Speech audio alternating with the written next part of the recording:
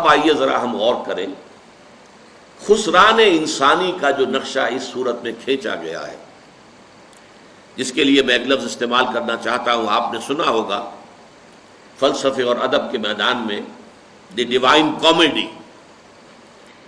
میں اس کے برعکس ایک لفظ استعمال کر رہا ہوں، دی ہیومن ٹریجڈی، انسانی المیہ. تمام انسان خسارے میں ہیں، تمام انسان ٹوٹے میں ہیں، تمام انسان بربادی سے تباہی سے دوچار ہونے والے ہیں. اس سے بڑی ٹریجڈی کیا ہوگی؟ اس سے بڑا حزنیہ کیا ہوگا؟ اس کے کیا کیا پہلو ہیں، اس کو نوٹ کر لیجئے. سب سے پہلے تو مشاہدہ کیجئے انسانوں کی عظیم اکثریت کیسی کیسی مشکلات کے ساتھ دوچار ہوتی ہے. عظیم اکثریت وہ ہے کہ جو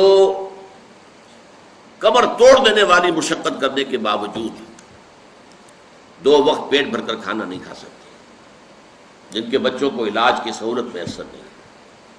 مشقت، محنت، تکلیف، نہ صرف محنت و مشقت.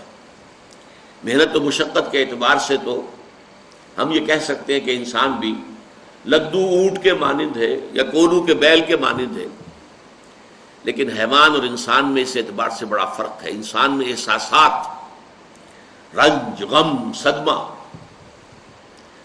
کسی جانور کا بچہ جب جوان ہو گیا، اس کے بعد وہ جانے اس کی زندگی علیحدہ ہے، والدین کی علیحدہ ہے، والدین بھی پتہ نہیں کوئی ان کا جوڑا ہے کہ نہیں مستقل.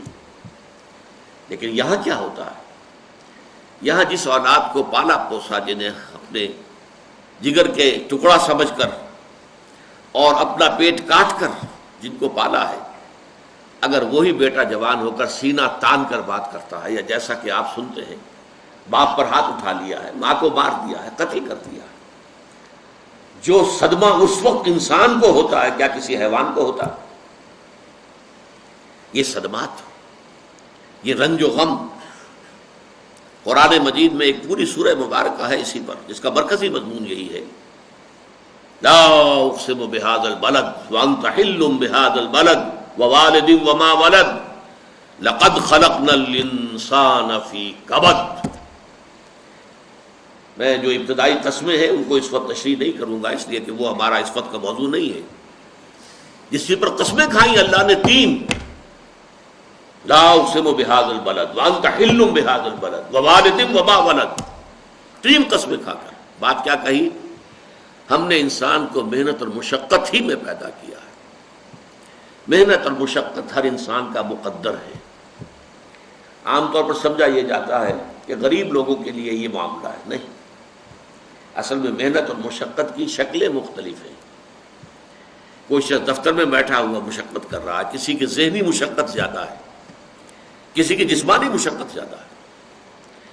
یہ جسمانی مشقت والا جو ہے تھک ہار کر رات کو سوتا ہے تو صبح کی خبر لائے گا، وہ پوری طرح ٹانگیں پھیلا کر سوتا ہے. اور یہ جو ذہنی مشقت کرنے والے ہیں، لمبی لمبی کاروں میں چلنے والے اور بڑے بڑے محلوں میں رہنے والے، ایئر کنڈیشنڈ آفیسز اور بنگلوں میں رہنے والے، ان کی راتوں کی نیند حرام ہو جاتی ہے.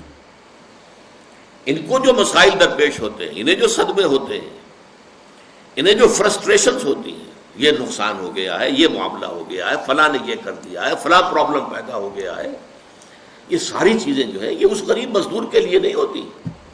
آپ کو معلوم ہے ہپنوٹکس کی ضرورت جو ہے انہی عمرا کو ہوتی ہے، سیڈیٹیوز کی ضرورت انہی کو ہوتی ہے، ٹرینکولائزرز انہی کو چاہیے. انہیں نرم گدیلوں کے اوپر نیند نہیں آتی. تو مشقت اور محنت ہر ایک کے لیے ہے. صدمہ، غالب نے بہت خوب کہا تھا، قید حیات و بند غم اصل میں دونوں ایک ہیں. موت سے پہلے آدمی غم سے نجات پائے کیوں؟ انسان کی ہیومن ٹریجڈی کا نقطہ عروج بالکل ایک اور ہے. مرنے کے بعد پھر اٹھایا جائے گا، پھر جواب طلبی ہوگی. کیا کرتے رہے زندگی بھر؟ تم نے حقیقت کو پہچاننے کی کوشش کی؟